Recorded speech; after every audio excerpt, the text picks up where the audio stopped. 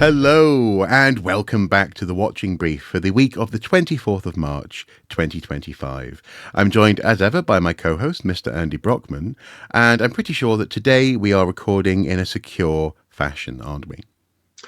We are. We've checked. There aren't any members of the senior management of the FAME or CIFA lurking on this particular conversation, and we're certainly not about to be published in a major international magazine.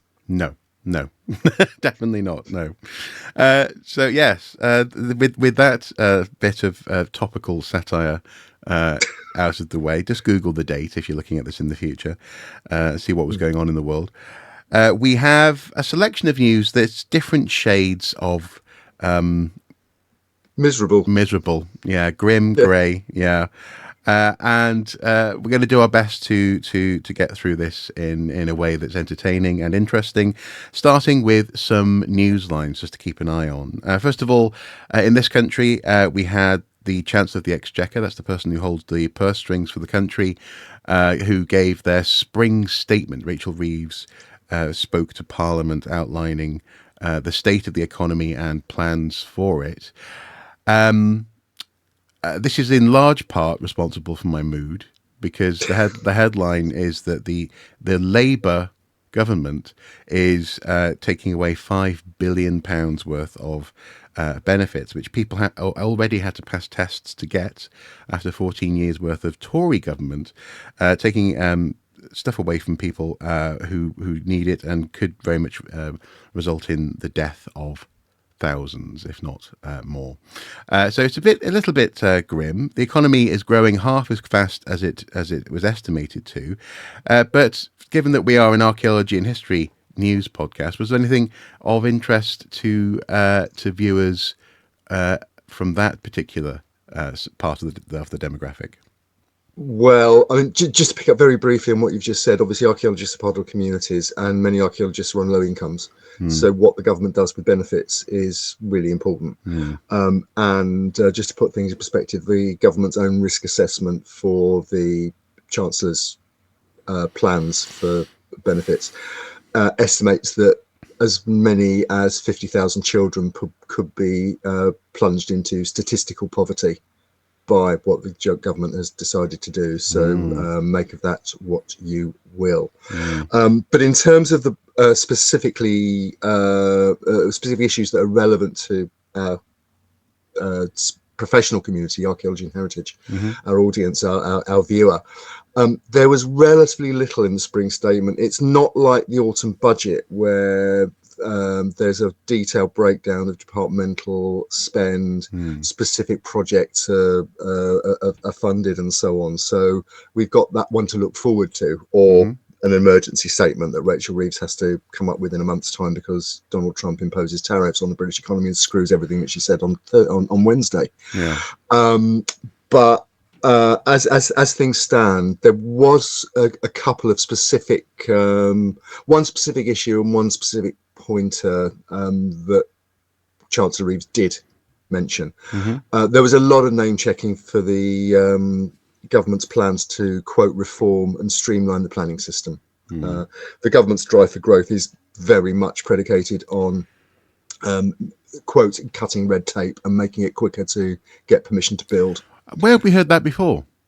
We've heard it before many, many times. It's been the mantra of the government from the general election campaign onwards. So there was nothing. No. It's been the mantra of every government for the past 20 years.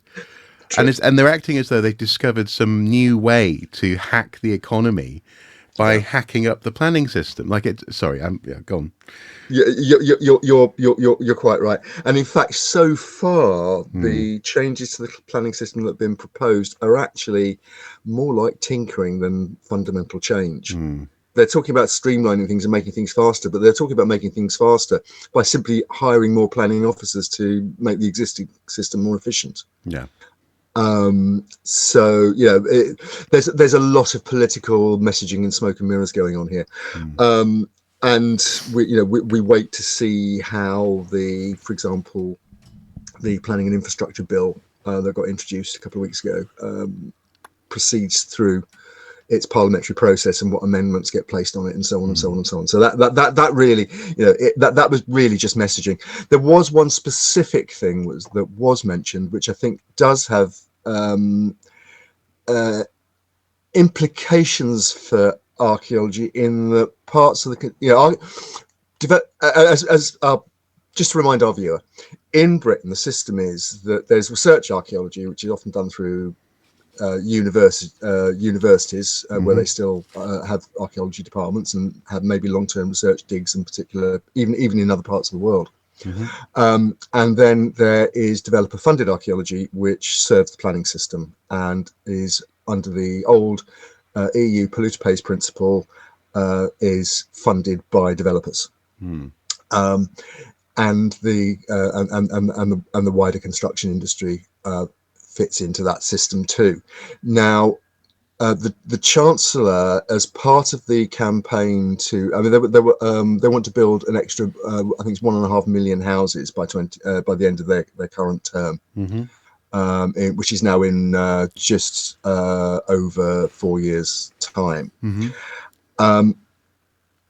Part of the bottleneck in achieving that is the lack of construction skills in the UK economy. That is, people who have the specific skills, the brickies, the chippies, the electricians, the plumbers, and so on, to the welders and whatever, to actually build. And that has been an issue for some time. The B word that the government doesn't like mentioning, Brexit, obviously had a big impact on that, because a lot of people from the building industry who were over here decided that actually they weren't welcome anymore, so they went back to more welcoming parts of the country. One of the targets of that campaign was rather lazily Polish builders, for example. Yeah, exactly. Yeah. Exactly. Yeah.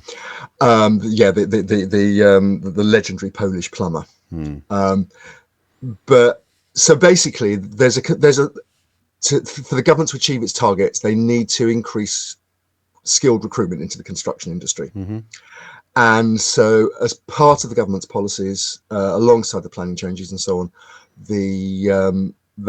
there's a what's called the construction skills funding package. Now, this is estimated to be at around 745 million across the entire UK. That is money that's specifically there to train up people to help build.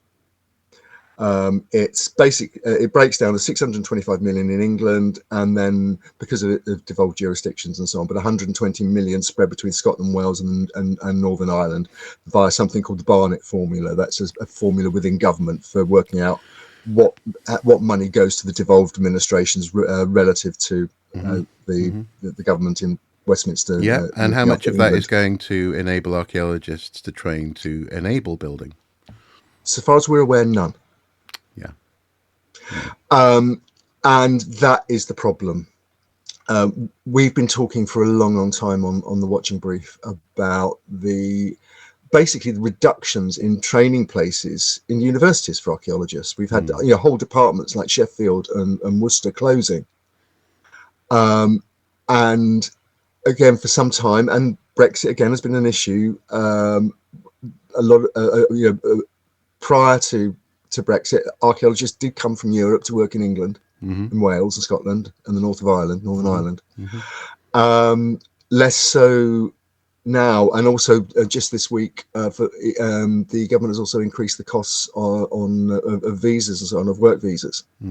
So there is a sort of vicious circle of potential damage to archaeological training, homegrown and Brexit caused, which could lead to not enough archaeologists to work on these major building and we talked about house building just now, but it's also major infrastructure projects that the government wants to build. For example, if there were to be a third runway at Heathrow given the go ahead, that would be a massive archaeological project, along the lines of things like Terminal 5 and so on, Terminal 4 and Terminal 5 and so on. projects that are so big that they have to be undertaken by consortia of the big contracting units, the Wessexes and the Molars and the Oxfords and so on, coming together to resource something like that. So now archaeology is trying to move towards an apprenticeship system, the idea that we're too dependent on degree level entry. The last statistics, it was something like 98% a degree level profession. And what sort of profession are we currently offering to those people who might want to come in at a apprenticeship level? That's the point. One of them that there are, as we again talked about only recently with the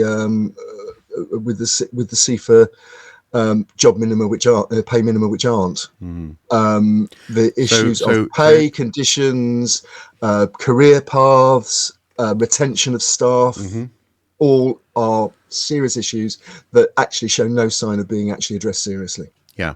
So if we translate that, then what we're actually saying is we want unskilled, untrained, cheap labour for the archaeological sector. I don't think we are. I think we are. The problem is, if people have an archaeological degree, they've been trained to think for themselves. They've been trained to actually interpret what they're doing as they're doing it, not just be pointed at something and dig. And just getting people who can come in and dig something that they're pointed at and then train on the job may well seem like it's plugging a hole. But what sort of career and what sort of career path is being provided for the existing workforce? Never mind people who are going to come in and train on the job. And who's going to train these people? Archaeologists who should be being paid more and aren't, and are instead going to train folks to essentially replace them as a cheaper form of labour. It's long story short. My thought on this, I can't help but wonder, is and you might surprise me. But what have we heard from industry leaders, from the sector leaders on Rachel Reeves' statement? Have we heard anything much? Nothing specific. I mean, at least that I'm aware of. Please correct me if I'm wrong, dear viewer. But I mean, I would just pick you up on one part of your interpretation there. I think, yes, there is a danger of a de-skilling. I'm an archaeologist. That's what I do. I interpret. No, there's an aspect of de-intellectualizing the profession, if you like, de-academicizing the profession. Actually, if you go to Europe, and I've dug in Belgium, for example, and the contracting unit that I worked alongside in Belgium as a guest with some other British colleagues, there the main work is done by very skilled sort of artisan diggers with a lot of experience, and they are supervised by people with degrees who do the direction and the drawing and the conservation and on those sort of levels. So you're talking about a more hierarchical profession. Whereas here the equivalent of that is retirees volunteering on a site like Vindolanda. People who gain skills, who become very efficient and very good at what they're doing, but they're not being paid to do it. As we've covered so many times on this show, archaeology has a funding problem, and it has a value for our work problem. And no one at the moment is actually willing to stand up and say, no one who should be is willing to stand up and say, this is what our work is worth. This is what we should be being paid in order to do it, in order to facilitate things like building 1.5 million homes. It's a hole in terms of government policy, and that hole can only be there because people who should be communicating with government are not doing it effectively. I said I was in a bad mood. You never know. The viewer might find me entertaining like this. I don't know. And talking about archaeology's funding problem, I'd just like to remind our viewers, please to like and subscribe to the Watching Brief channel on YouTube, and follow the links to ArchaeoSoup's Patreon and the Watching Brief's Patreon, and I hesitate to say it, but the Pipeline's Coffee account, links below. Excellent. So next we're going to talk about the Melsonby Hoard. It's an Iron Age hoard discovered in Yorkshire that supposedly reveals ancient Britain's connections with Europe. This Connections with Europe? We're not supposed to talk about that these No, days, are apparently we? not. No. It's a remarkable collection of more than 800 Iron Age metal artifacts, which was found in a field near Melsonby, North Yorkshire, in 2021, in December 2021. What are we encouraging our viewer to keep an eye out for? Because I've seen loads of headlines about this. Lots of people celebrating this wonderful discovery of metalwork. And it is wonderful. It's a fabulous find. The background is it was apparently found by a metal detectorist who, instead of, kudos to this person, instead of hooking it out live on camera for YouTube for clicks, actually contacted some archaeological experts who came in with funding from Historic England and excavated it professionally. And the result is this wonderful collection of Iron Age objects. But I mean, the word potlatch has been used. That it's the remains of like the West Coast Native American tribes would have a huge drinking party where at a funeral, say, or a community celebration, where there'd be massive destruction of artifacts that will then be left on top of, or buried or burnt or whatever, because a lot of this stuff has been damaged before it was deposited. Yeah, it's an anthropological term, big man. It doesn't have to be a man, and the big person, socially big, possibly also physically big, is engaging in an act of what's called conspicuous consumption. So they're often destroying because they're sort of saying, I don't even need this, I can just burn it. Or they're giving it away to people in the community in large amounts. It could be materials like furs, it could be pottery, it could be food, it could be it's consumption. It's material wealth that's been hoarded in order to publicly display, destroy, and disperse.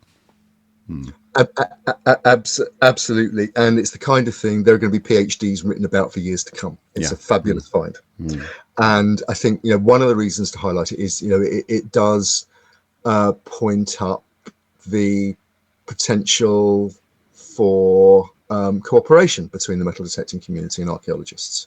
This isn't the Leinster hoard that has most of it is disappeared. Two people. Two detectorists and others have served prison time or are serving prison time because of the Leinster hoard. That's how it can go very, very wrong. But this is how archaeologists would like to present the relationship with metal detecting. But I think there's something that struck me about the reactions to Melsonby, which actually really deserve a deeper debate within archaeology, within metal detecting, and within the regulatory authorities at Historic England and the Department for Culture, Media and Sport, who oversee the Treasure Act, because this was a treasure find under the Treasure Act. Now, under the Treasure Act 1996, as amended, there's no question that this was a treasure find. It's nationally or not internationally important. It does contain precious metals, but it's not entirely precious metals. So it absolutely fits the criteria of the Treasure Act. Under the Treasure Act, it goes through a process that is separate to the Portable Antiquities Scheme, although Portable Antiquities Scheme finds liaison officers are closely involved in it. But basically, it is reported to what's called the Treasure Committee at the British Museum, who assess its importance and also, taking advice, assess its commercial value, which is then split between the finder and the landowner 50-50. Right? So potentially it's a casino size win for those people. Yeah. Now, the problem is that also unless a national museum steps in with the funding, or any museum steps in with the funding to buy it at or near its commercial value, it is distinctly possible that if the landowner and the detectorist stroke detectorists finding such a find chose to, they could sell privately, sell through an auction, and potentially if they sold through either of those circumstances, the hoard, which the archaeological value is in its completeness, could be broken up. Yeah. So there's a lot. There are vulnerabilities within the system here, even if you behave legally. Now, the obvious home for this, so that the public can enjoy it in the way that archaeologists are currently enjoying it, is the Yorkshire Museum in York. You're probably very familiar with it, for having been to uni in York and worked in York for a number of years. Well, I lived in York, yes, and lived and worked there. Yeah. Yeah, and I've visited York and visited the Yorkshire Museum. It's got a fabulous collection. It's one of the key collections in the north of Britain. And so, the figures that are quoted around Melsonby are that the Yorkshire Museum, to first of all to conserve and then to purchase Melsonby to keep the hoard preserved, archived, and together, is something like £500,000. Yeah, yeah. Now, that's £500,000 in the current funding climate that hadn't been budgeted for. Now, part of that fundraising, what tends to happen in these cases is that there's patchwork funding from government, say Historic England. Sometimes it's philanthropists who step in and buy something and then donate, but you can't rely on that. No. As things stand, there's currently a crowdfunder with a current target of £30,000, or so a contribution to all of this, which is currently at £21,290. So it's, and obviously there are potential stretch targets and so on. But I think the question that I'd like to leave our viewer with is: should a museum acting in the public interest to try and keep a major find that could, should be enjoyed by a particular local community, should the ability to do that be dependent on luck, philanthropists, and crowdfunding? Is the system actually broken? That more and more of these hoards are coming up. But detectorists, set out to find hoards. Some metal detectors are even advertised as hoard finders. Treasure finders, treasure finders, even, yeah. And so, we're dealing with something which is hugely commercial. And should, for example, there be a levy on the sale of metal detectors? Should there be licensing of metal detectors to help pay for this? I think we're getting to the stage where we have to have that discussion. It's an interesting question, in so much as people, they see it as a big payday. It's reported as a big payday. The BBC, the Guardian, the Times, the Telegraph, everyone always talks about how much these things are worth. With some comments sometimes on the cultural value. The detectorists themselves often say, "Oh, we do it for the love of history," but quite often, unfortunately, if the money isn't available, they get taken into a private auction with an auctioneer sort of saying, "We can get you far more than they're offering for this hoard."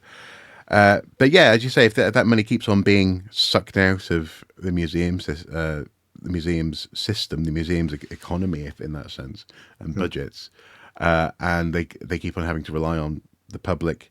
This money, it's seen as a payday, but who's paying, and ultimately what ends up paying, presumably, is the ability for museums to adequately look after the rest of their collection, because you're going to spend a huge amount of money on something, presumably you're going to have to try and recoup that money through maybe a ticketed exhibition, at least for a time, and then you're taking on as well the ongoing conservation and preservation costs for that material.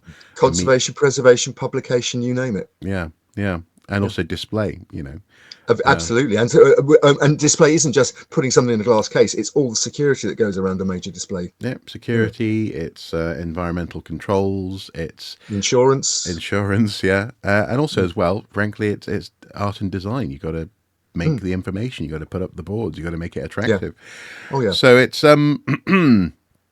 yeah, it's an interesting question, and it's one that again we've asked over and over again on this show. Not that long ago, there was it Hoard in Guernsey? I think we were talking about the Cotillon on Jersey. Jersey, that was it, on Jersey. Yeah, which had some similar issues or similar potential. No, sorry, had issues that might potentially come about connected with this hoard. And it's a question that, again, we're yet to answer. It's also interesting as well, given that we've just been talking about how archaeology is a poorly paid, poorly funded, desperate in many ways job to have, and part of the economy to be involved in, and yet also it's so incredibly lucrative for people with metal detectors.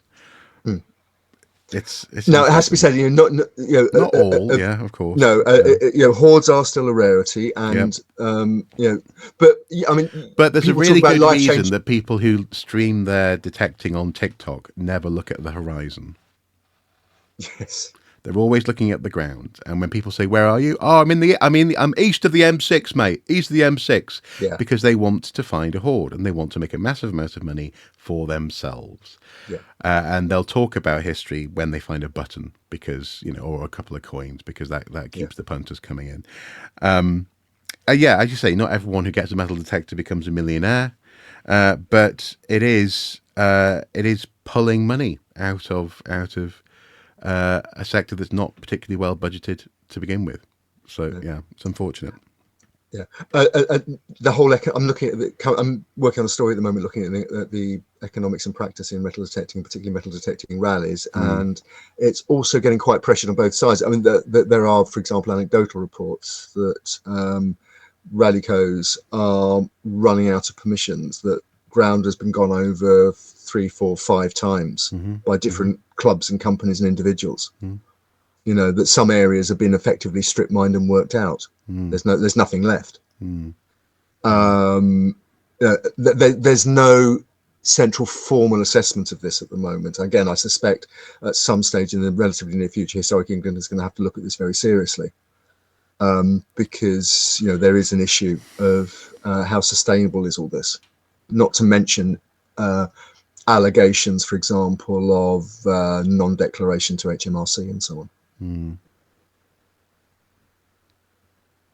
Yay! Next we have a story. The Melsonby Hoard was a good news story, by the way. We were talking about Mr. Grumpy over there was talking about how what a bad mood he was in. If you're into archaeology at all, particularly if you're into the pre-Roman Iron Age in Britain, it is a fabulous story. It is a good news story, but they're always twinged with this thing, and it's not. And I was going to say unspoken. It's not unspoken. It's more almost always in the first paragraph how much someone's going to make off this. It's not sustainable. Basically, a watching brief is a formal program of observation and investigation to record and report on notable discoveries on an archaeological site. As part of our ongoing watching brief, Andy and I work hard to bring you the best, the worst, and sometimes the more quirky happenings from the world of archaeology. We aim to provide a space where voices can be heard, opinions shared, and sometimes truth spoken to power. If you believe in the work we do, please consider supporting us on Patreon for as little as $1 per month. Thank you.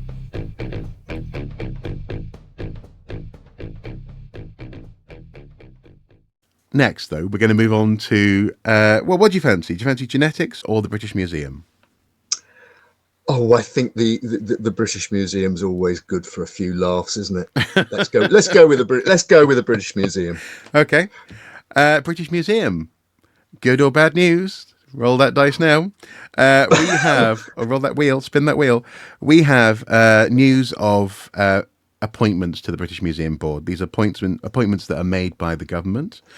And in this instance, we're talking in particular about one member who's really got an opinion on the British Museum and other things, in fact, and that is Dr. Tiffany Jenkins, who's been assigned to the board, who previously has stood for election in Restore Trust. That's an organisation that was attempting and has been attempting for the past few years to gain power within the National Trust. Can I just interrupt you there, Marcus? Yeah. Restore Trust is an opaquely funded entryist lobby group that purports to be community-based, which has been attempting to vote people onto the National Trust Council for the last number of years, supported by operations like the Daily Telegraph and GB News, and has been handed its proverbial backside by the members of the National Trust every time it's stood. And in that sense, they're what we call astroturf. They're fake grassroots campaigns, and the attempt is, broadly speaking, to influence what we were told at the beginning of this government coming in was now a defunct conflict, and that is the culture war. Influence the culture wars, supposedly. We were told the culture wars, the days of culture war are over. It seems like they're back in more ways than one, and I'm sure Andy will pick up on something in a moment on that front.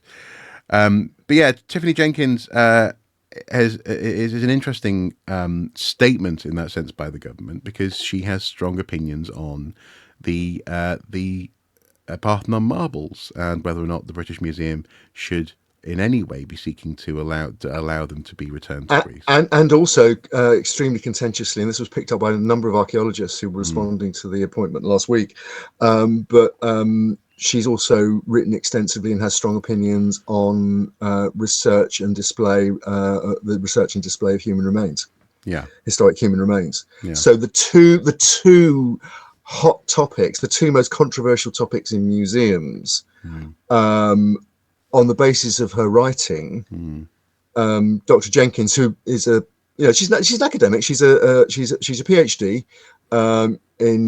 she's a sociologist and art historian and cultural commentator. She does a lot of broadcasting work on BBC, as well as writing.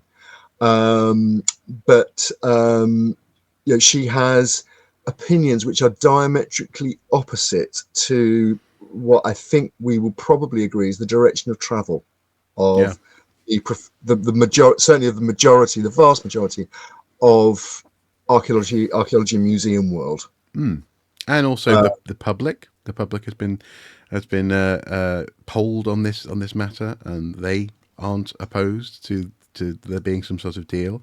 We've been praising in recent months and years the head of the chair of the BM, George Osborne, former Tory Chancellor of the Exchequer, who ironically enough was responsible for austerity in the first place and cutting budgets, these museum budgets that we've been lamenting in this show, but was having to essentially deal with those consequences, take on the BM and try and steer it through choppy waters. And one of the issues that he was making real progress on was essentially a deal to long-term loan material back to Greece and potentially other countries in return for material from Greece that never would come here. So at one point, the mask of Agamemnon was even being discussed, as a hypothetical. So it's interesting that this government has decided to install this woman who clearly, this board member. So that didn't mean that to sound dismissive. This person who clearly does not want that to happen. And maybe, I guess you could argue that they're trying to maintain balance on the board, perhaps. But it's just one of those old favourites, one of those records that keeps on being played over and over again. A little bit like with the planning dispute. I think you mentioned that Rachel Reeves managed to bring out the newts and bats angle. The idea that developers are being stymied by newts and bats, and not just Rachel Reeves, actually, other ministers. It's clearly been given. It's clearly been given as what they call lines to take. when ministers go on the media, they're briefed on the lines to take, and they've obviously decided that the Bats and Newts line scores in terms of public perceptions. Yeah, but it's old. It's old. It's been done before. It's cynical and it's not. Oh yeah. It's not. Again, it is not sustainable. Change is going to happen. Building, and if buildings are required, then they have to be built in the right way. And not just trample on the countryside. In the British Museum's case, I think it's almost inevitable. The world looks at that museum and says, "You guys have to move with the times." And so this feels like a weird one, and I can't help but think who's the government trying to impress by putting this opinion on board? I have a theory. What is mine? Yeah. I think this is absolutely to do with the so-called culture war, which is in full spate across the Atlantic. And we'll talk about that a little bit more in a moment, because there was a story that broke last night at the time of recording that has a direct culture war implication. And unfortunately, what happens in the States has a habit of washing up on the shores of Britain shortly thereafter at the moment. The implications of it. But no, if you talk about the sign of the times, if you look at there were 5 trustees appointed last week. As I said, these are appointed by the Department of Culture, Media and Sport in the name of the Prime Minister. It's in the gift of the government. Yeah. So these people aren't elected. No. And the 4 appointments alongside Dr. Jenkins are safe, to use a phrase that's often used in talking about government activities, in that they're not particularly controversial, except maybe if you in terms of some archaeologists and academics might ask a few questions here. But remembering that the British Museum Board is meant to steer the organisation and its policy and its attitudes and so on. The professional input comes from its curators, its department heads, its academic specialists. So you don't have to pack the board of trustees with academic specialists. No. You have to. The people you want on there are people with knowledge of the sector, knowledge of the wider world, the media, presentation, maybe specific things like accounting and so on and so on and so on, so that they can actually ask the right questions. Now, alongside Dr. Jenkins, there were 4 other appointments. Now, one is one of the political and media great and the good, Danny Finkelstein, Lord Finkelstein, who's a Conservative peer. There were 2 current and former BBC presenters, Claudia Winkleman, who's best known for presenting Strictly Come Dancing, but media pro, been around for years, been working for years, very well known to the public, good communicator, obviously. A very well-respected former BBC journalist and Today presenter called Martha Carney, who's also well known as an apiarist. She's got a very strong interest in the environment because she has bees. Putting the B in the BM. Putting the B in the BM, absolutely. And the one that did raise eyebrows was Tom Holland, the popular historian. Half of the Rest is History. God forbid, a historian. A historian. Absolutely, yeah. Yeah, but we want TV presenters and apiarists, don't we? Tom Holland, of course, is a hugely successful podcaster now. It says half of the Rest is History team from Goalhanger, who are currently conquering the world in terms of their podcast output. And again, he's seen as safe, centre-right. He's famously loves his cricket.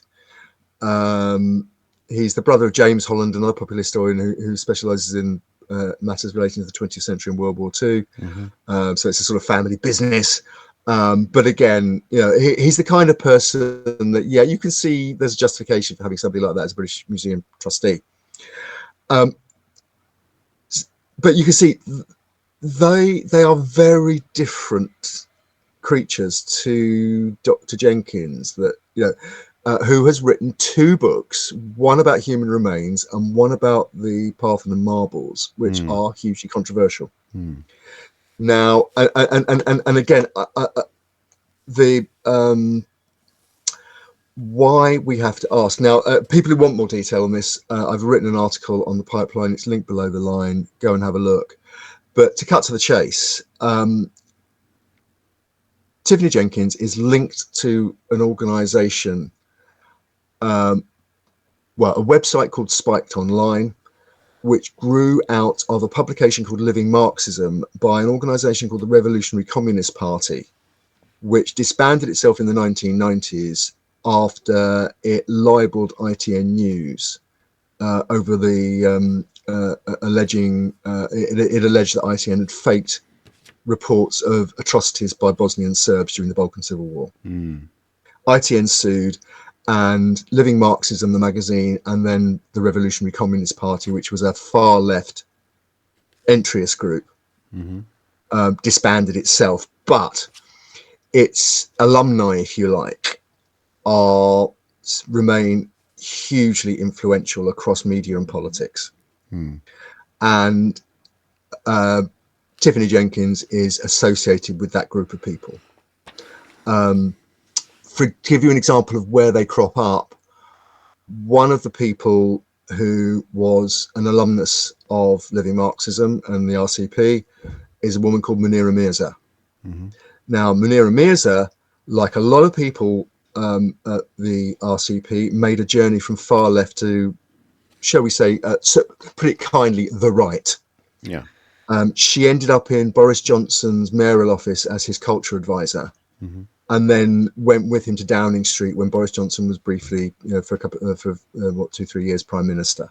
She actually resigned in the end over, she said, Johnson accusing Keir Starmer of going easy on the Jimmy Savile scandal, and saying that was actually beyond the pale to say that in Parliament when it just was not true. The other things that Johnson had done before that, she sat through quite happily.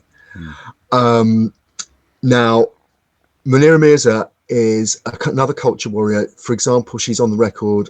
She does not believe in that, for example, things like white privilege, and that there are structural reasons why black people are not so successful in society, and so on and so on and so on. She doesn't believe in the kind of multiculturalism that many people, and particularly many people in academia and the arts and museum world, for example, believe in.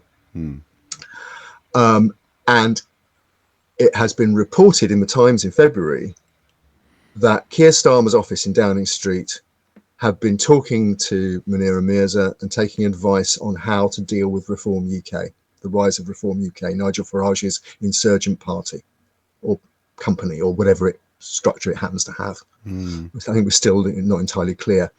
Now, it's a political party. As far as the public are concerned, it's a political party. I understand why you're making that distinction, but it's a group. It's an organisation that people can vote for if they feel as though they want them in power. Now it is certainly arguable, and I'm inclined to argue this, that the appointment of Tiffany Jenkins to the British Museum is a culture war appointment. It's designed to at least make it look as if the government, Keir Starmer's operation in Downing Street, is recognising the concerns of Reform UK, GB News, da-di-da-di-da. And so they've put somebody onto the British Museum Trust, Board of Trustees, who, as I said, represents a viewpoint that has utterly failed to be elected to another major cultural institution, the National Trust. They basically restore trust, of which, for which Tiffany Jenkins stood for the National Trust Council, has been handed a victory for no effort whatsoever. And what's really, again, my bad mood, what's really annoying me about this is that if the Labour Party are so concerned about whether or not they are going to be beaten in upcoming campaigns and elections by reform, they really, again, shouldn't be taking £5 billion pounds away from the poorest and most and disadvantaged and disabled people in this country, because they are handing to people like Nigel Farage the easiest, oldest thing in the playbook. Oh, your gran died because she froze to death. Do you know why she died? Well, she died because foreigners over there, who are also poor, they get benefits. You don't, but they do. You know, they're just stoking up dissatisfaction and inequality, and it's. I wouldn't be at all surprised if it leads to a shift further to the right in this country at the next election. At this point, now the reason, the reason I'm saying this is that if they believe that a single appointment to the British Museum Board is going to be of any interest to your average skinhead who's convinced that some guy down the road is living in a mansion when he's struggling, then they're in cloud cuckoo land. They're in a Westminster bubble, and they're out of touch because we care, and I'm sure George Osborne cares about this potentially scuppering what was an increasingly warm conversation with Greece. But your average potential reform voter isn't going to go, oh, thank goodness, my concerns are being acknowledged. Couple of things on that, just very quickly, just to end up on this segment. Yeah. First of all, it is just one appointment on a board of trustees of 20. Yeah. So worse still, and given it's tokenism. Boards like that, it's tokenism. It's not even effective. You could say that, I can't possibly comment, but certainly yes, under collective responsibility, under which boards like that operate. If the other 19 members with the chair voted to, a workaround for the British Museums Act that would allow the Parthenon marbles to go to Athens, if the Greeks would accept a loan back rather than direct transfer of title, which eventually will come. We know that. Everybody knows that. Yeah, it's inevitable. Yeah. So in the meantime, Tiffany gets to run to the Times and write an op-ed about how the board are left and woke and are not listening to her concerns. Maybe and people like me point out. Yeah, you've talked about tokenism. There are also questions over, for example, the quality of the work. Now, again, I mentioned that people attack Tom Holland for being a popular historian, and also at least one archaeologist I've spoken to said, well, he was basically misrepresented the work of professional archaeologists during the A303 Stonehenge tunnel debate row, because he was the chair of the Stonehenge Alliance and said some very rude things about archaeologists. He said some very hyperbolic things. The archaeologists. He said some very hyperbolic things about archaeologists and so on. I point out in return, without taking sides on that archaeologists also said some very rude things about the Stonehenge Alliance. It was a very polarising debate, so I don't think we should hold that against him.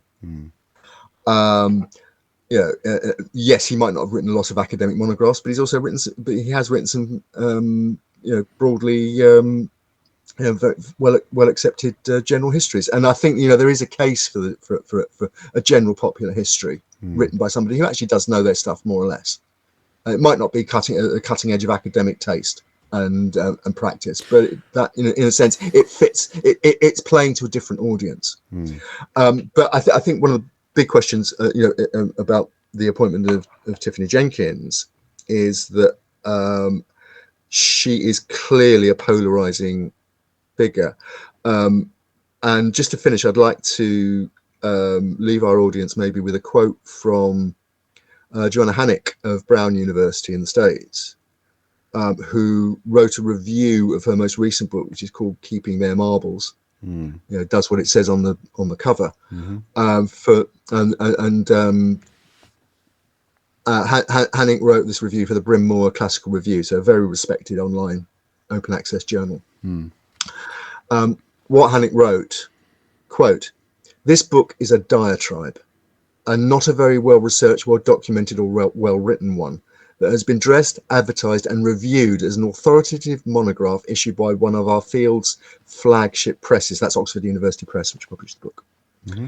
And then Hanning concluded, in the end, one is at a loss who to fault more, Jenkins for her views or Oxford University Press for allowing such a book, a combination of sloppy work and to this reviewer's mind shockingly poor taste, to bear its name. Jenkins' right to free expression of her views should certainly be protected, but that does not mean OUP must be the one to disseminate them. And I think we have to ask, like OUP, should she be disseminating those views from the board of one of the world's most important museums, if that's what she's going to do? Exactly. It's an easy win. It's an easy win for them, and now she gets to do it using BM letterheaded stationery. Yeah. Yeah. Dr. Tiffany Jenkins, trustee of the British Museum, said the Parthenon marble should remain in London. Yeah, and also said the rest of the board is not listening to her, and Well, she was only appointed 10 days ago. No, I know. I'm talking hypothetically about we're looking hypothetically, but yes, exactly. The government and we have to say 4D chess, maybe deliberately, is setting up the potential of that kind of public confrontation. Yep. To what end? Again, to try and impress people who don't read the Times? It won't be in the Times. It'll be in the Telegraph or Spiked Online or the Mail. I mean, maybe they might read the Mail, possibly, but I don't know. Okay, right. Final story. We're going to talk about an interesting, slight Schadenfreude situation here. Actually, for years now, we've been talking about the market that's out there for DNA testing and the implications of DNA research for examining one's ancestry. Interestingly, one of those companies that is in fact called Ancestry, but this is not the company that we're examining today. It's 23andMe, who for years now have been offering genetic tests on a commercial basis. You swab your cheek, you send off a sample, you get a report back. And they appear to have hit a financial wall. Now, this follows a previous crisis at the company when was it 7 million clients had their data compromised in a hack, in a digital smash and grab. Do you think this is these two things are directly connected, or is the market for genetic testing simply limited? I think perhaps a little bit of background on this for people who aren't entirely familiar, and do go back and look at our previous coverage of 23andMe, which we're talking about. We're talking about below the line.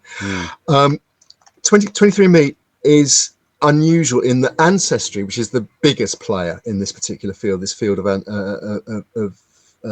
family trees, and latterly of applying genetics and DNA analysis to people trying to look at their family background and so on. But the biggest player is Ancestry.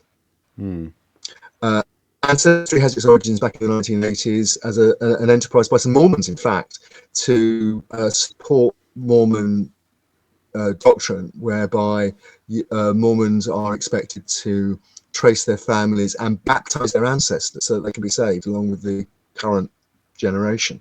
Right. So family genealogy is incredibly important to people who follow the Mormon religion, Mormon beliefs. And it started off with publishing things like church directories and so on, so that people, particularly people in America who came from immigrant families, could trace their families back to England, France, Scotland, Wales, wherever. With the rise of the internet, they went online, and now it's a massive international operation. They also got on board when the technology became available, really in the early noughties, with DNA testing, and that is the testing of two particular types of DNA, and I'm not an expert, and I'm not trying to employ him, but basically it was a very simple, non-invasive test that involved either a cheek swab or saliva. And that's where 23andMe come in. 23andMe came in as a Silicon Valley startup. And one of the three people who started the organization was a woman called Anne, and I'm going to forgive me if I get her pronunciation wrong, Wojcicki. It was founded in the early noughties to basically as part of the healthcare industry. The idea was to put DNA analysis out there to the public so that the public could assess their risks for genetic conditions or the potential risk of for example, if you were planning a family, any baby you conceived with a partner, what genetic risks that child might be facing in terms of things like diabetes, heart disease, you name it. There were these promises about what DNA analysis was going to deliver in terms of public health. The idea was it put the ability to find that information in the hands of individual members of the public without having to go through the medium of a doctor. Now, okay. Now, also, they realized, and one of the ways of selling this was the genealogical angle. That you could sell it as family history. So, for example, if you look at 23andMe's website, and they're still functioning, although they filed for what's called Chapter 11 bankruptcy protection in the United States. And what that means is basically the company, although it's been losing money hands over fist and has risk of not being a going concern, it is allowed to continue trading under the supervision of a court as it tries to find a buyer. Right? So they've done all the other things. They've sacked staff, they've downsized the operation, they've changed their cost structures and so on. And this is the last throw of the dice before the company folds. The Anna Wojcicki, again, apologies if I've got the name wrong, was CEO up until a few days ago, and as part of this process, she stood down and is reported now to be trying to lead a buyout. But that's by the by. Now, or sell the cell. Also, yes. Now, what's really interesting about this is the implications for two things. The implications for 23andMe's clients in terms of the security and privacy of their data, their DNA data, some of the most intimate information about us as individuals that you can possibly hand over.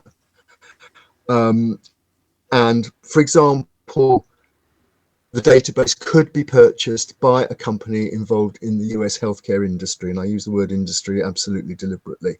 Purely, it could be exploited for pure commercial reasons. And there is a possibility that you could end up with targeted advertising at you from a particular medical supplier, for example, because it's spotted that you have a genetic disposition in your family to, say, heart disease. And it starts to try and sell you directly products. Without your consent. That's a possibility. And in fact, a few days before 23andMe filed for bankruptcy protection, filed for Chapter 11, the California Attorney General issued a statement to Californians. It's a California-based company. Its head office is in California, and the California Attorney General issued a statement saying basically, delete your account with 23andMe.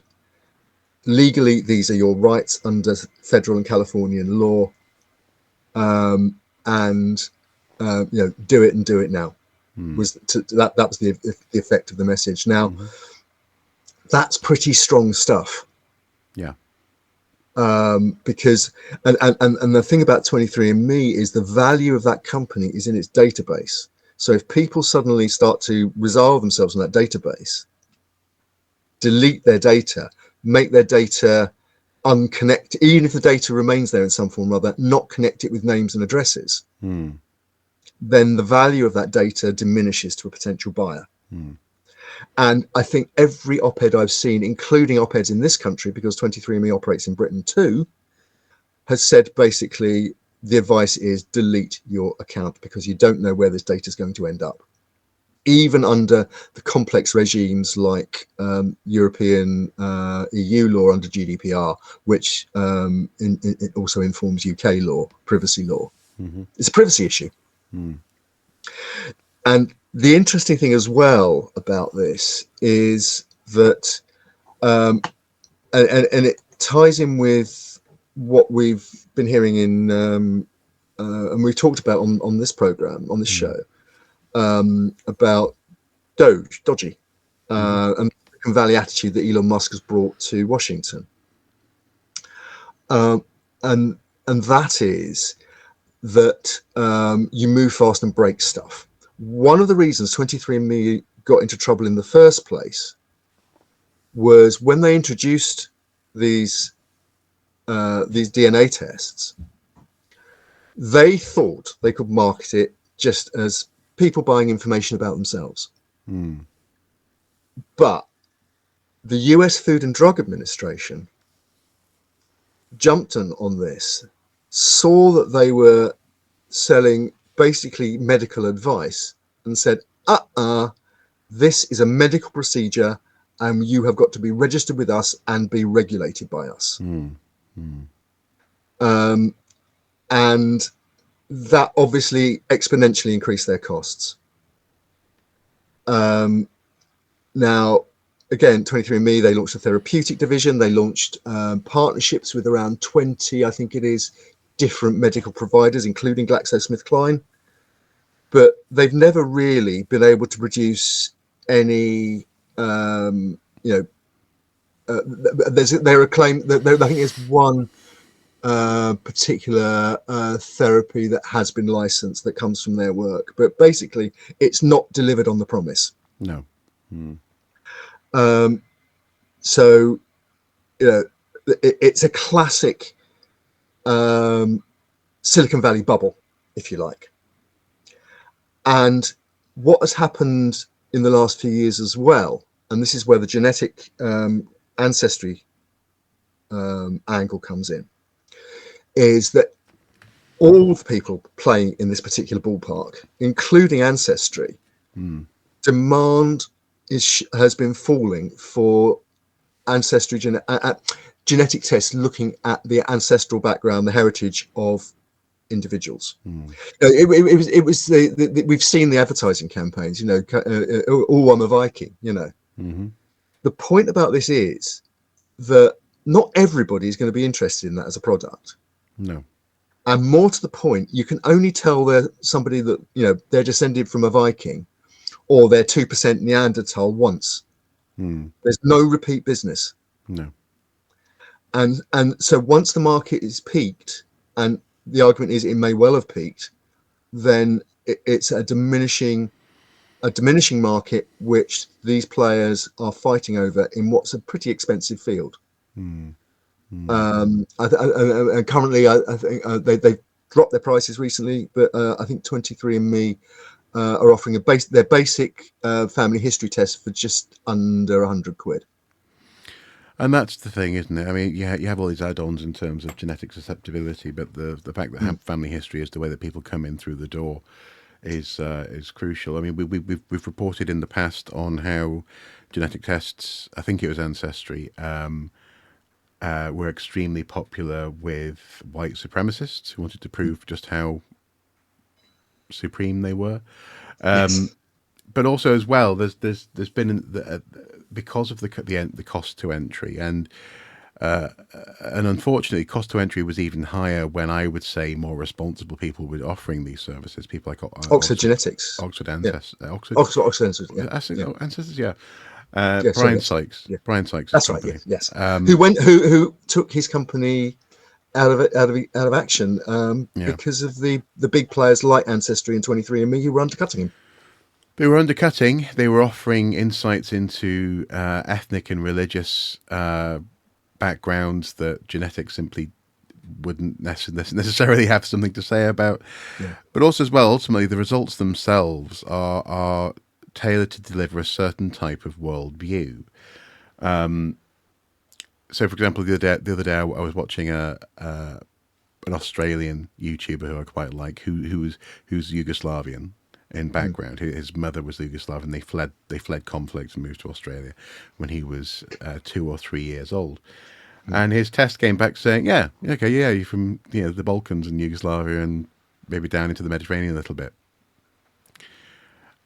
And he was like, "Oh, great, yeah, wonderful." He wasn't particularly surprised, but at the same time, that's not where anyone is from. And what drives me nuts about these results is that they're designed to give you a sort of an dare I even say, ethno-nationalist sense of place and pride that maps onto the modern world in a way that you understand, but doesn't necessarily give you a sense of how you are in fact connected to the species.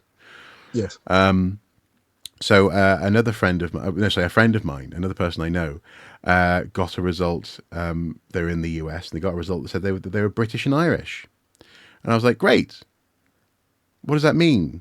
In so much as, given the current geopolitical situation, saying, "Hey guys, I'm Irish," when actually the result says British and Irish, could get you in trouble depending on the pub you go into.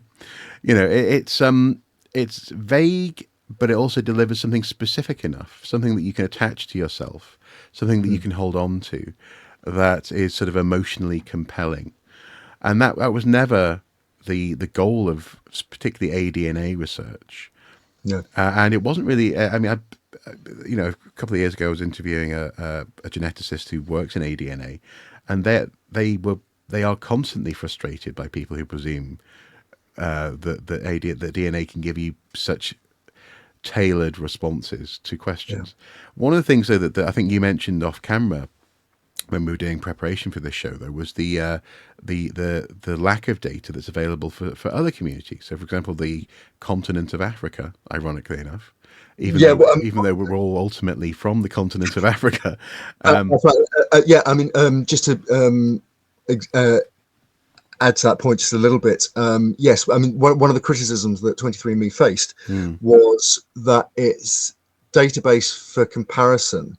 So the database that your DNA is compared to had a very big underrepresentation in communities with their ethnic origins, their genetic origins rather, on the continent of Africa. Yeah, and in fact, to be fair to them, they did make efforts to try and plug that gap. But it just shows how actually, your results are only as good as your data. The effort was only being made for financial and economic reasons. It wasn't being made for knowledge. And the way that these tests work is comparative. It's not that your genes come from a place. It's that you share genetic markers with lots of people who report ancestry that comes from that place. That's right. And so it's not a map. It's not as simple as that, but it's marketed like that. And I think arguably one of the big reasons why some groups are underrepresented is also because of the cost. The barrier to entry. I've never had a test done because, frankly, it feels like a waste of money. Actually, at the price point, that's ironically enough, going back to the beginning of this show, because I'm a poor archaeologist. Ironically enough, so and therefore, of course, you're going to get gaps in your knowledge if you are doing this essentially to make money, as opposed to doing it to increase the database. Now, that was also one of the weaknesses of Brian Sykes' setup, was that the tests he was offering were more varied, but also intricate. So it was very expensive. And presumably, though, hopefully that cost would have come down over time, but we'll never know. But the database itself, the knowledge that was being gathered, was not to be exploited and sold on in the way that it seems that 23andMe are attempting. Yeah. Yeah. I don't know. So, I mean, would you echo that advice? Would you say that people should consider detaching themselves from their user accounts in that sense? That's not my role. I think. I mean, I just point. The California Attorney General, who I quoted earlier, has far more knowledge of these areas, and the advice there is certainly to detach yourself from that particular company. I mean, I think the ancestry model, I think, will, whatever happens to 23andMe, I think the ancestry model will sustain, because Ancestry hooked you in with a DNA test, but then it gave you all the access to, things like that. For example, the deals that have been done with the National Archive in Britain over access to census records and so on, which is done through Ancestry memberships. And every so often, I mean, for example, we're coming up to the Easter holiday for people that celebrate it. And usually over the major bank holidays in England, in England and Wales and Scotland, the Ancestry hold have a sort of cost amnesty where you've got free access for a few days. And the idea is it hooks you in. And they because they've got the added value of the records and lots of records from all over the world, military service records, census records, you name it. There is a far more massive database, far more useful database if you are interested in your family history than what 23andMe were ever offering. We should also say that actually that there's also been some aftermarket services. I think there's one called. I won't say what it's called, but it's something about my story, that kind of thing, which purports to analyze results from 23andMe and give you breakdowns of like what Celtic tribe you're from and this kind of thing. It's very warrior. And they offer that. But also that, I mean, they offer you a book, print on demand book of your results, so that you can have it on your bookshelf or give it to Granny or whatever, I mean, I think the thing about 23andMe and what made it different and what's made it vulnerable is that it tried to jump on as I said, the medical aspect via or through or alongside the ancestry area, the ancestry business, if you like. At one stage, and not that long ago, it was valued as in the billions of dollars range. It was seen as a potentially massively profitable company. But it just in the last few years, it has absolutely tanked. And for again reasons which I think will be analysed. But I say I think the problem is the Silicon Valley attitude they went into. They thought they had a brilliant idea to make a lot of money fast on the back of medical services, and the regulators later said no. Actually, it was only in 2021 that 23andMe was valued or given a market value of $6 billion. Now filed for Chapter 11 bankruptcy. And I'll finish with just this line. And I mentioned Elon Musk and what's going on with dodgy Doge in Washington. And people might find this particular line is resonant. When they had the run-in with the Food and Drug Administration, and the federal regulator, Anne Washiki said, sort of explaining what had been going on, she said, "You just accept at some point you're regulated, and there's no Silicon Valley 24-hour easy fix." In other words, they thought they could take Silicon Valley shortcuts, and they couldn't. And I suspect that at least part of the reason they're in the situation they are now is for exactly that. They thought they could get away with it, and they couldn't. Yeah. Oh, if only they could have held on a little bit longer. I'm sure that that the current administration in the US would, they're an ally of Silicon Valley, aren't they? If the inauguration is anything to go by, maybe they could have found a way to deregulate a little bit more. But them's that breaks.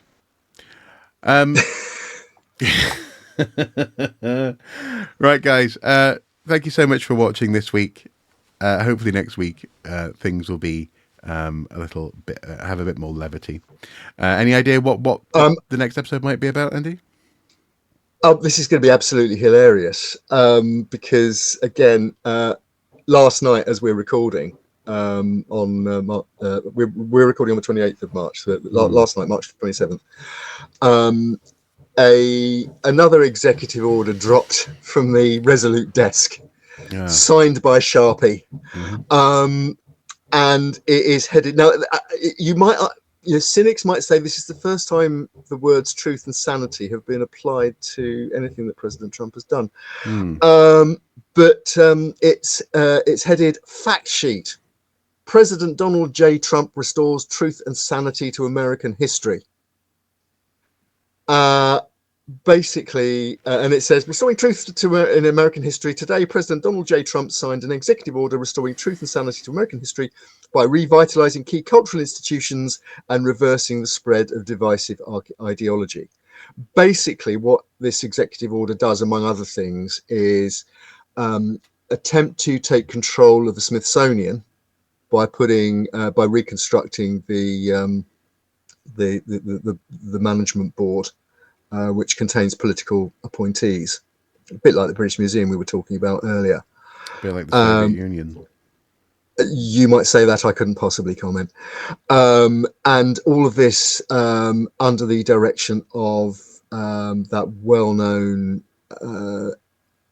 academic expert and expert in international relations and the operation of Signal, Vice President J.D. Vance. It also contains a clause about what appears to suggest that, for example, Confederate statues that have been removed in the last few years are to be replaced.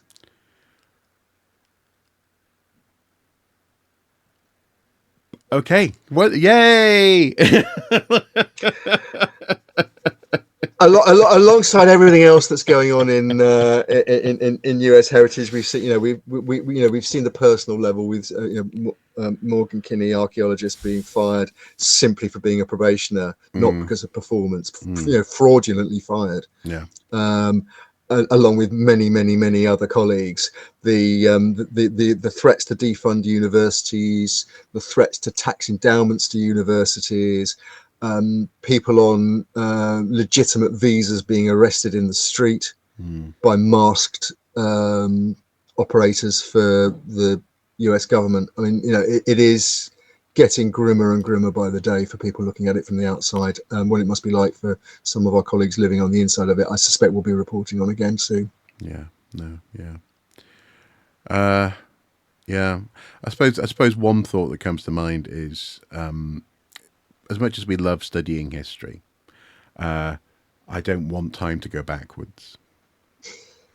And that's the thing, is some people who claim to want values of a bygone era don't actually want, first of all, what actually happened in the past to happen. It's an idealized version of it. But also they're not interested in honoring or studying or even learning from the past. They just want to somehow live in it and repeat it. And that, to me, is the description of a society that has no future. That's, yeah. I think that's a danger, or I think worse, a future that actually none of us would like to see. I'll just leave. I mean, satire, jokes, memes. It's one of the ways we respond to this stuff. It's one of the ways we stay sane in amongst all this, this madness that's going on in the world at the moment. But most of which appears to have its epicenter in Pennsylvania Avenue. But I think there was the after the shall we say Roman salute, double Roman salute. Fascist salute. There's no such thing as a Roman salute. The Romans did not salute like that. Fascist did you not salute. Did you not notice the satirical edge in my voice? Yeah, sorry. Yeah. No. After the alleged, after the what was widely taken to be a Nazi salute that Elon Musk threw at that at that rally, there was a meme, mocked up poster for Tesla that came out, which was, I think, something like Tesla 0 to 1933 in 10 seconds. And if you know who came to power in 1933, you know exactly what was going on there. And sadly, that's where we are, I think. Yeah. Yeah. It's crazy. Right, guys. Yes, we shall see what's going on in the world of archaeology in next week's episode. Until then, though, do take care. Do feel free to share, like, and comment below.